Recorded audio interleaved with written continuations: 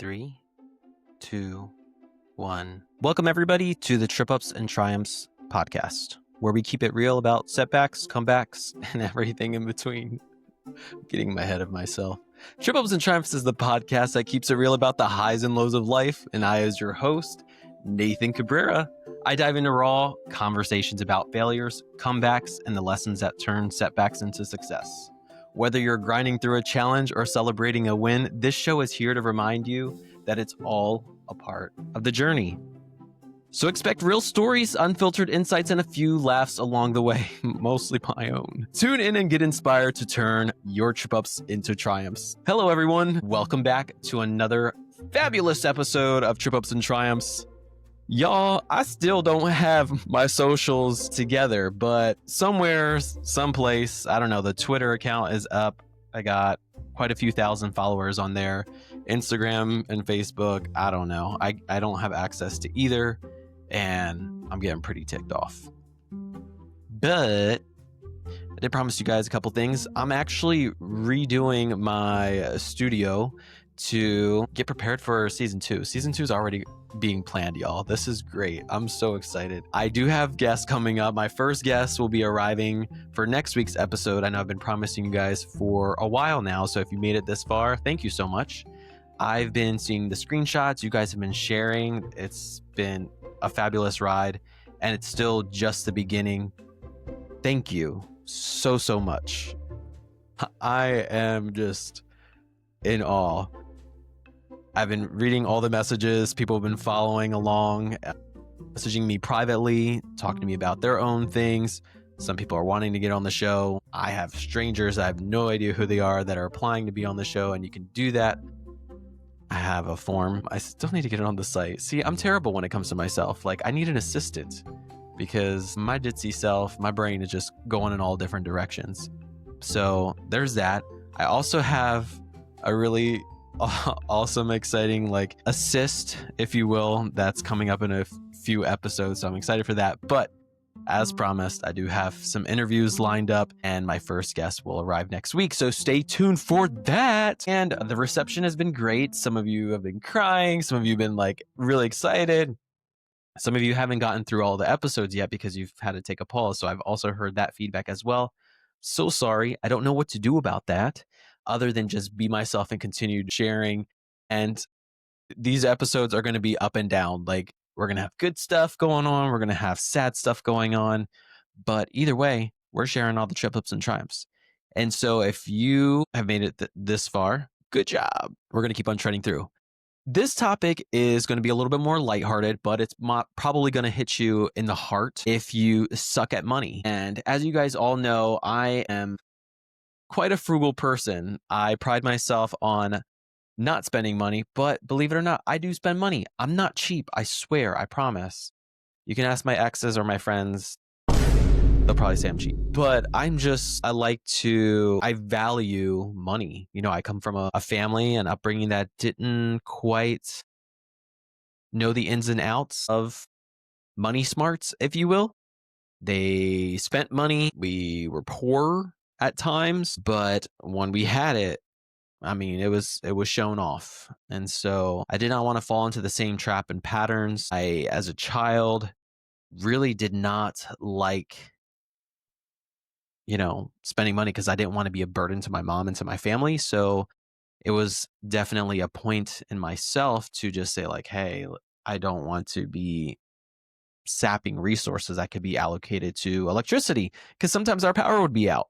So it was like that sometimes. We'd actually take an extension cord to the neighbor's house to get electric. I remember that very fondly when I was a kid. And there'd be times where we'd have Rent-A-Center knocking on the door and we'd be putting the blinds down. So Rent-A-Center is a trap. Don't use Rent-A-Center. Don't use these leases. If you can't afford it, y'all, don't buy it. Just save up until it's time. And so today I'm going to cover quite a few things, just some better money habits that are less invasive, because no one really likes to be told what to do with their money, right? You're like, oh, I made my money. I earned it. I can do whatever I want, until you realize you have no money for the bills, and then you're screaming, cussing, or fighting with your significant other about how it's their fault and we don't have money for anything, but it's both of y'all's fault because someone's not taking direction, someone's really bad at it, or both of you are bad at it, or you guys just are not communicating to make it better. And if you're single and you're still broke, don't say, well, if I only had double income and I was married. Nope. You just suck at money habits, and it's okay because you can do better. You can be better, and there are options. And if you really care about it, if you like complaining, if you like suffering every month to pay the bills or to get what you want, then you just love living on the edge. You love anxiety. YOLO. I guess YOLO it up. But I'm going to share with the fact that I'm a financial coach. I've gone to business school. I've failed at some classes, but redeemed myself and done better with finances. And also, I've claimed bankruptcy, believe it or not. So I'm going to get into that nitty gritty too. And you're probably like, what the heck? Why would he even tell me how to do this stuff if he did that? Well, I'd like to say I've been there, done that, and I can do better. I don't know where this country voice is coming from, though, or that laugh. But yeah, I just want to share with you guys just some of my own personal journey. And obviously, I told you about like my childhood with that and just, seeing how money could deprive people of a better life and also control people obsessively. I used to love watching the extreme cheapskates and how like these people would go all day with just finding change around or reusing things or just finding some odd ways. I mean, there's something to that, but if it's sapping so much of your time, then it might not be as productive as it could be. Meaning, like, there's probably other things that you're missing out on or could be thinking about when it comes to money habits to live better and to do better with finances, financial management. It's managing that part of your life. If you're not doing that, then you're a poor manager in the financial realm. So I've also seen people that make a lot of money, 6 digits, and be broke, be poor. So I want to protect you because I care about you. And you're probably like, Nathan, why would you care about me? You don't even know me. I care enough about people in the general public that they should know. And no, I'm not going to give you the tips like Dave Ramsey because I'm not Dave Ramsey. And you can go watch Dave Ramsey's podcast. So I'm not going to reinvent the wheel. He's already got a great podcast that can share, that he can share. Why do I always say it like that? That Dave Ramsey can share with you, and you can learn and discover all the healthy snowball effects, all the financial guru stuff. I think he uses the word guru. I'm not him. There's also this great author called Ramit Sethi. Hopefully, I'm saying his name correctly. I follow him online, and he has a show on Netflix, and he has a wonderful book, I Will Teach You to Be Rich. 100% recommend. And he takes a very similar approach that Dave Ramsey does. The only thing that he very differently does is focuses on the value of credit and living and playing the credit game. And I really enjoy that approach. I think you need to master the Dave Ramsey approach before you can do the Remit Sethi approach. You should do them in tandem. So pick up both copies of their books. I think Dave Ramsey's got like Money Makeover or, the 7 Steps to Financial Freedom or Financial Peace University. You can invest in that. Or you can listen to this podcast as well, taking your own Nathan steps rather than baby steps, because there's so many things in the realm of money and everyone has different goals too, right? Some of us want to be wealthy, but all of our ideas of wealthiness is different. And I think when it comes to money saving habits and good financial practice is knowing that there is no hidden secret. It's like make more money, spend less money. There's no magic. You could win the lottery, yes, but what are the odds of that? I'm not saying don't try. Personally, I don't believe in that. And if you do gamble, make sure you have a budget. Don't go overboard and thinking that your next dollar is going to be the one that strikes you rich. I've seen so many people lose so much relationships, houses, their furniture, their livelihood, their jobs because they were addicted to gambling and striking it rich, or that quick money, that dirty money, that fast money. Obviously, you heard in past episodes how people turn to drugs for that quick money, dealing, selling, and ultimately it can cost you your life as well. So don't recommend that either. But yeah, I think I started like my conversation with Rent a Center. Yeah, those are a money trap for sure. Back when I was 21 years old, I unfortunately had to claim bankruptcy. I was living on my own, obviously single, and living out the aftermath or the outcome of my mom's death, my family separation, living on my own, running away from home, living in a stranger's home. And, as the years went by, trying to make it through school, financially being independent, and also being 16 years old, and so on. Very difficult, as you can imagine. Even like trying to get benefits from the state government was difficult because I was in school, which negated my opportunity to get, food assistance, which is crazy because I felt like, well, I'm in school, I can't work. So, anyhow, I went through a business deal and it went south. The business at the time was suffering from sales, very much overshot the expectation and the reality and the accommodations. And then the business deal, for one, was awful. It was essentially someone upfronting the cost of inventory products and so on. That was extremely excessive inventory and the cost, and they'll BS you and tell you otherwise. And I still have regret over it because I am a man of integrity, I'm a man of my word for the most part. And I say that because sometimes things happen, right? You're a man of integrity until you're not, right? No, but honestly, I do pride myself on integrity and having ethics involved. They teach you about that in school and in business school especially, but there's sometimes you can't teach heart, and I definitely believe I have that, and I have compassion and sensitivity, empathy over others. And when it's business, business is business. That's why I choose to not do business with friends or family, because there's a chance that one of us is going to sue each other, or one of us is going to want to choke each other. So I'd rather not. I'd rather avoid both. But yeah, the business deal, happened for a couple years. The cost of it was astronomical for someone my age at 18 or 16, 18. I actually got it at 16, was still suffering from it at 18, and then 20 years old, they're trying to sue me for like double the amount. And we're talking like $90,000, which on the grand scheme of things is not crazy enough to claim bankruptcy. But for me, it most definitely was. And some of us will be in a situation where we have mortgages and bills and credit card debt and mistakes, and you're looking back and there's that rush of that thrill, and you couldn't wait to have something, so you had to expedite when you got it, so it cost you, or you were lent money and, oh, I'll pay you back, and definitely I'm gonna flip it and this and that and the third, and I got you. Yeah, been there, done that a million times.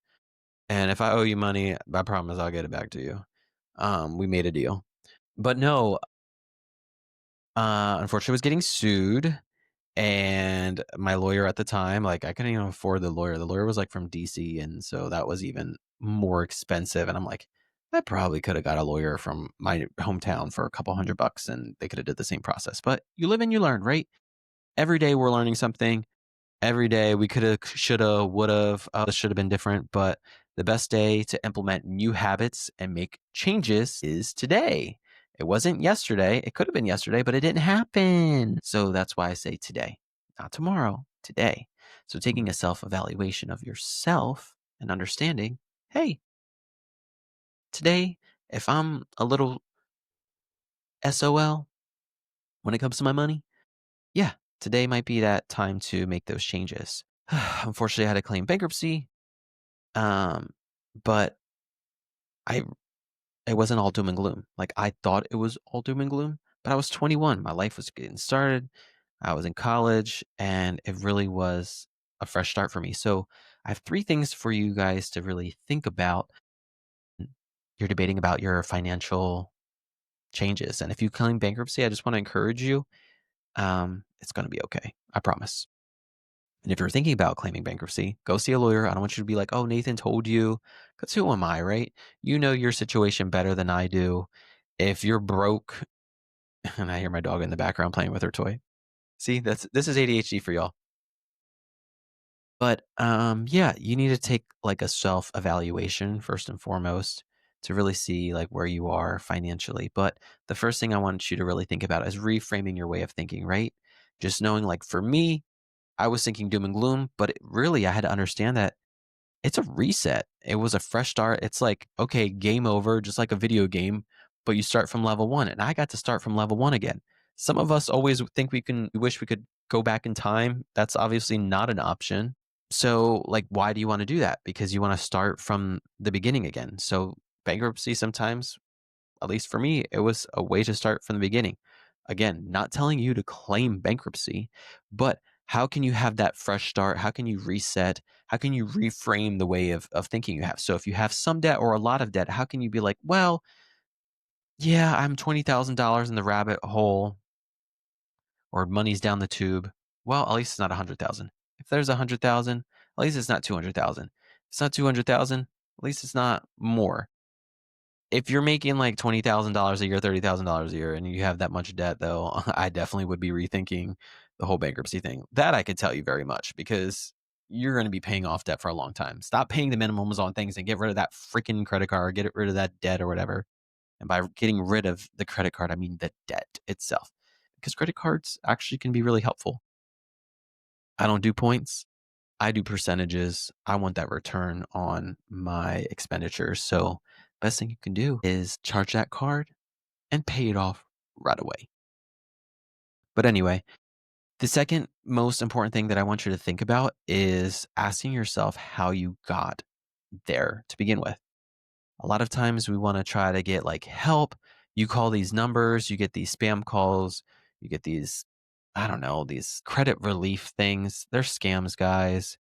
They're going to plummet your credit score big time. And then they're going to negotiate with your creditor, which is something that you can do on your own and try to get a deal, strike a deal with them. And then so you pay them, these relief companies, a percentage of what your total balance was. And then you're stuck with this doo doo credit. But you paid them or you hired them to assist you with credit relief or the debt relief, and they've done their job. But in the process, you've now created a new issue. So stay clear and far away from those. Just own up to what you did and get to it. Obviously, if you claim bankruptcy, you're going to plummet your score anyway. But guess what? I bought my house when I was 24 years old. I claimed bankruptcy at 21 and bought it at 24. How you doing? So shout out to Wendy Williams. So it's possible. Like your life's not over. You'll be fine. You're probably asking how I did it. I call it favor. But also, most of your debt or the bankruptcy comes off at 7 years, but you can also buy a house. You'll be eligible for buying a house after 3. So if you have plans in the near future to buy a home, you might want to rethink that. If you're going to claim bankruptcy and you haven't bought a home or you plan on buying a home, another home, yeah, you won't be able to for 3 years, guaranteed. After the 3 years, you'll be pretty Gucci. You need a 650 credit score, which is not hard to achieve, believe it or not. You just got to open up a credit card, which also might be difficult to do after you claim bankruptcy. But, time heals things. Patience is a virtue. That's a saying too. But getting back to point number 2, ask yourself how you got there. Obviously, your relationship with money is a little touchy. It's not healthy. Maybe yours and your parents' relationship with money wasn't healthy. So they passed down that unhealthiness to you, or they just never taught you because they didn't know. People didn't speak about it. People were scared. There wasn't enough resources. Education is lacking in that department. And still in America, we're not teaching these things in normal day-to-day class unless you sign up for an elective like econ or something, which actually was a requirement in high school, but it was just one semester out of 4 years. That don't give you enough time to learn, especially when you're learning English for 12. We're still trying to figure that out. You want us to learn money? Half of us don't even know how to do our taxes. That's why we pay other people to do it for us. And once it gets even more complex or you start adding other variables, you're like, I'm definitely not doing this. Or you're fighting during tax season with your exes, your spouses, or other relatives because they done claimed another child on your taxes. Let me tell you, my birthday month was a little bit awkward every year because someone done claim one of the children on their taxes. Oops, did I say that? But yeah, there was many a fights over the years because, you get those nice little tax credits. If I could, I would have 10 babies right now because I'd be getting that money, especially for some of y'all that got that COVID check. Man. And look, I'm throwing y'all out of there. If you're broke and you got those COVID checks because of all them kids and you have no money to show for, shame on you. Yes, I'm going to shame you. I don't care. I'm judging you 100%. You bought that one thing or that other thing that you shouldn't have gotten. Yeah, I'm going to drag you through the mud. You're disgusting. You disgust me. Because I honestly probably would have done the same thing too. Like YOLO. But no, like seriously, you should have paid off your debt. You should have invested it. You should have did something good with that money and got ahead. Like that chance might never come back. I wish I would have invested in GameStop and AMC stock because I would have been rich right now. Okay. But, you know, I was younger. Okay. I have an excuse. Plus, I had other debt that I was paying off. And I didn't get no 10, 20, 30, 40, $50,000, y'all. I got my little stimmy check. How much was it again? Like 12, 1400 bucks. I mean, it helped. But yeah, you know who you are. But yeah, I need you to really ask yourself, how the heck did you get there? Like, obviously, you were charging that card. You were paying for too many dinners, meal plans, memberships you didn't need, all this other stuff that it's like, come on, be for real. You didn't need that. And that's what honestly brings me to my third point. And that's today. Start to build. I mentioned it in the beginning. Like today is the day. It's better late than never. And it's not even late. It's just like right now. I don't care if you're 20, 30, 40, 50, 60, 70 years old. If you're later in your years, leave that legacy behind. Or what do you want out of life? Like we all want different things. Let's not put us all in a box in the same category when it comes to money. Stop comparing yourself to other people. Again, stop looking to social media on how to live and them living their best life. And it's only a highlight reel anyway, like I said. But I want you to think about this. My dog is trying to say hi. Get away from me. Get away. This episode is ghetto. I don't even care. It's real. I told you it was unfiltered, y'all. Move. But think about this. Spend more on what you like. I know we talk about needs and wants. Half of y'all don't even know the difference between needs and wants. But I need a car. I mean, you need a car. You need something to take you from point A to point B. And y'all will be posting on social media, hey, just got me my Mercedes or my Lexus. Stop playing. You don't even have a job. You live off of that child support money. Be for real. You live off of your spouse or you lost your job. Like, be for real. You have a contract job that expires in X amount of months. Be for real. Like, this is the first time you started making money. Stop trying to reward yourself so quick. I cannot tell you how many times I've coached people, especially couples. Y'all are the worst to coach, but I love y'all. Y'all are like some of my best clients because I have the most fun. Y'all be trying to reward yourselves with motorcycles, trucks, and all that. And literally last month, y'all will have like no money in your account. Be for real. Yes, I'm calling y'all out, but I don't call y'all out by name. Just know that if you're going to be a client, you're probably going to be a story on a future episode of Trip Ups and Triumphs because you done tripped up. But what I tell folks, because you're going to do what you want. Every time I do what I want, whether it's good or bad, I'm going to do what I want. I'll fight the Lord on it. And if I can fight him, I will definitely fight you. You cannot tell me what to do. I'm stubborn. I'm hard-headed. I make my money. But, I was a brokey at one point. I had no money in my account. There's been times, even more recent, like that bounce check book, whatever. For some of y'all oldies and some of y'all newbies, y'all ain't got no money in your Venmo, no Cash App, no nothing.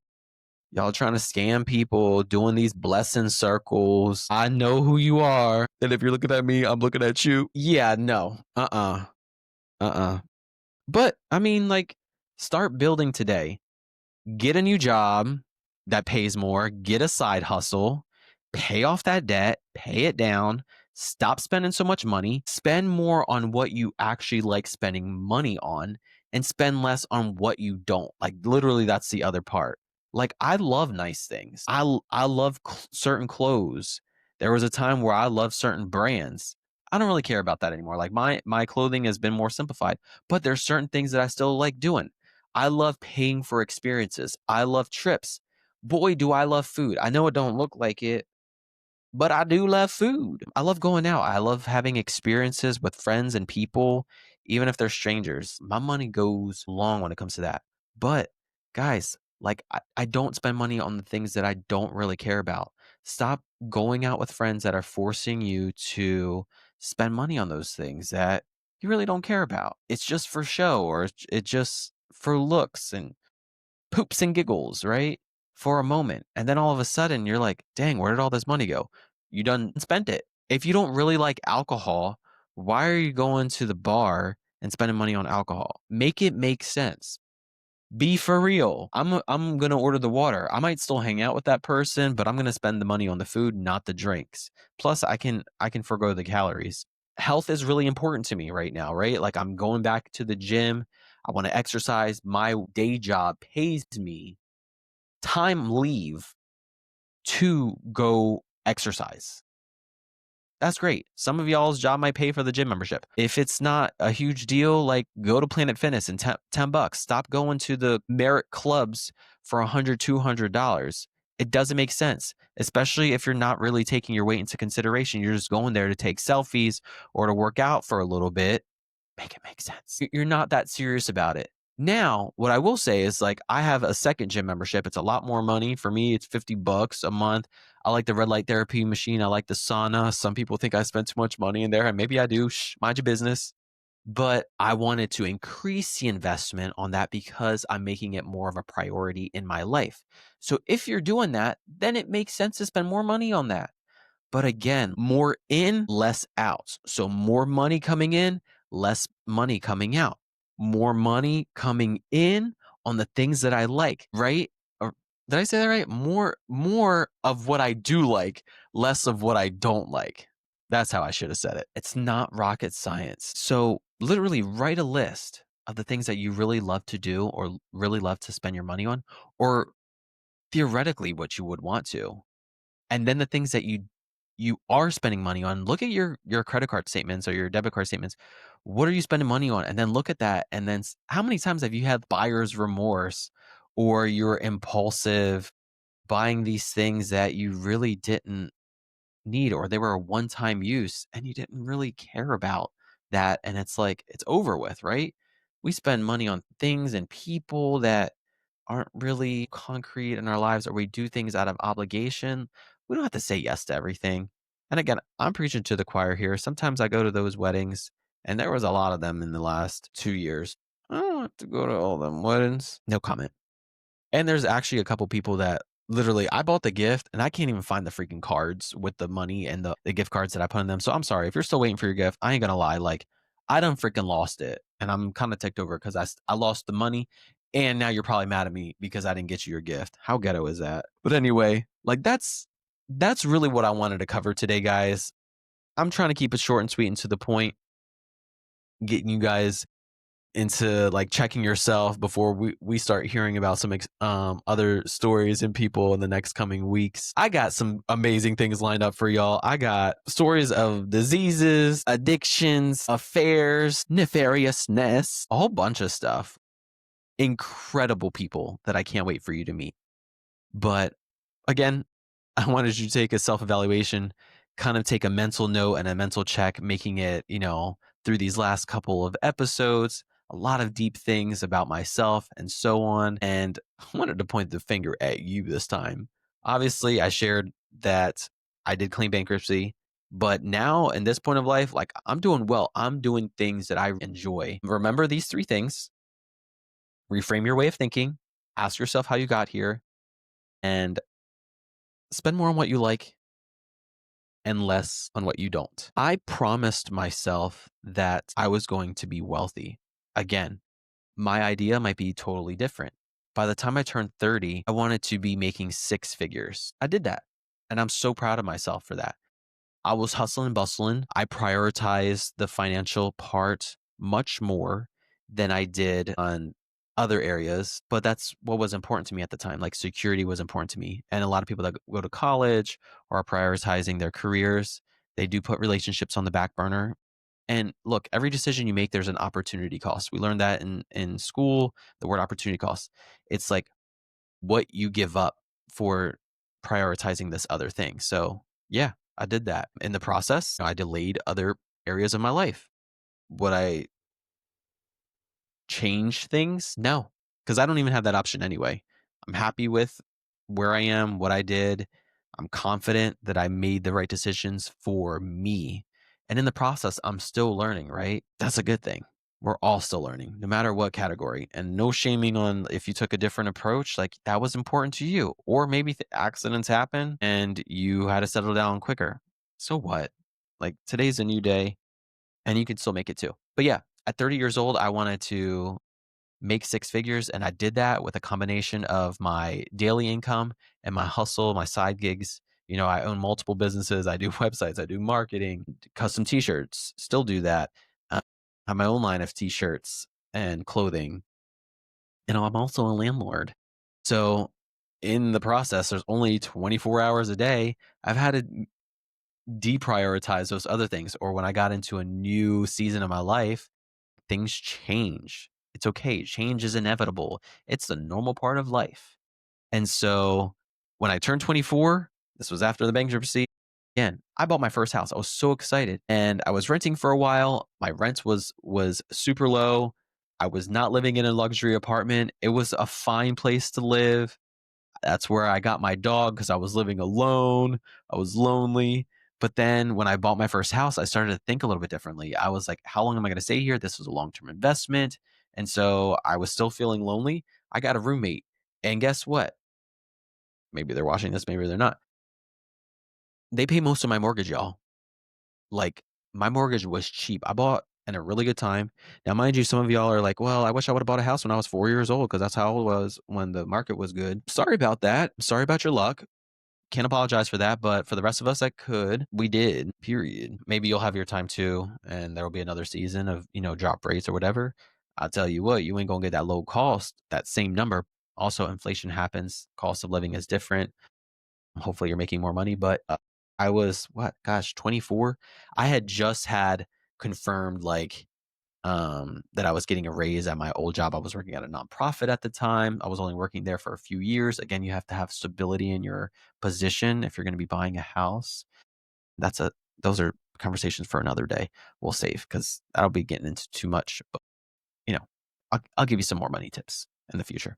Just let me know in the comments what else you want to know. Maybe it's credit scores, housing purchases, flipping your money the legal way, and so on and so on. But I right away wanted to establish myself and get ahead of the game, especially because I felt like so many years had passed where I wasn't working a 9 to 5 because I was in school as well. And I was just getting school money and living off of that. Good times.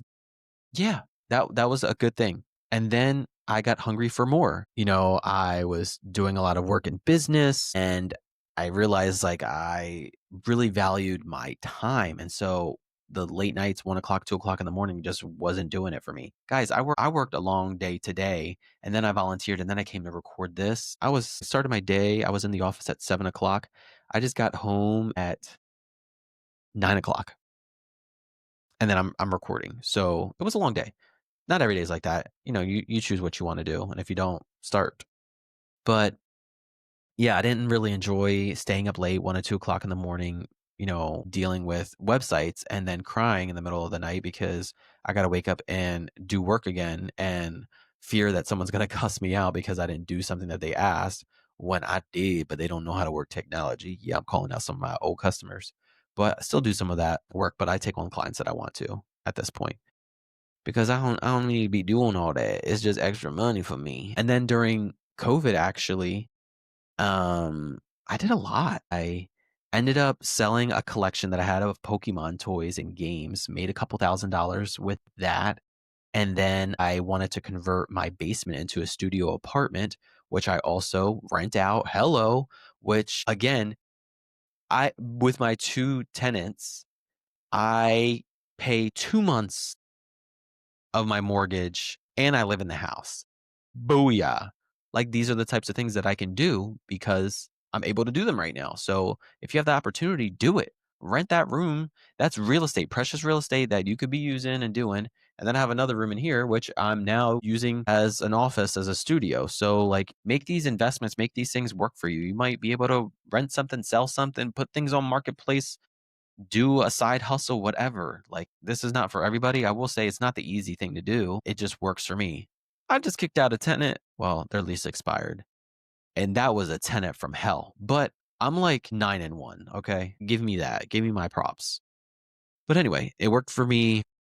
A few days short of my 30th birthday, I bought my second home, which is an investment property. It's got 2 dwellings on an acre of land. I hurried up, got the money to fix the guest house, started renting that out. So that pays my mortgage up there. So like, these are like different things. And I'm still working. It's been quite a few years already because I'm cash poor, y'all. Like, all my money, like, I do things, I'm paying off things, got student loan debt, all that stuff. I got priorities, right?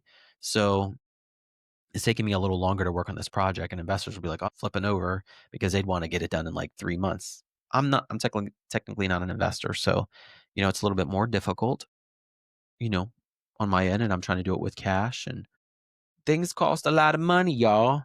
Then I'm now thinking about the future, right? So I have a position that guarantees me great money, right?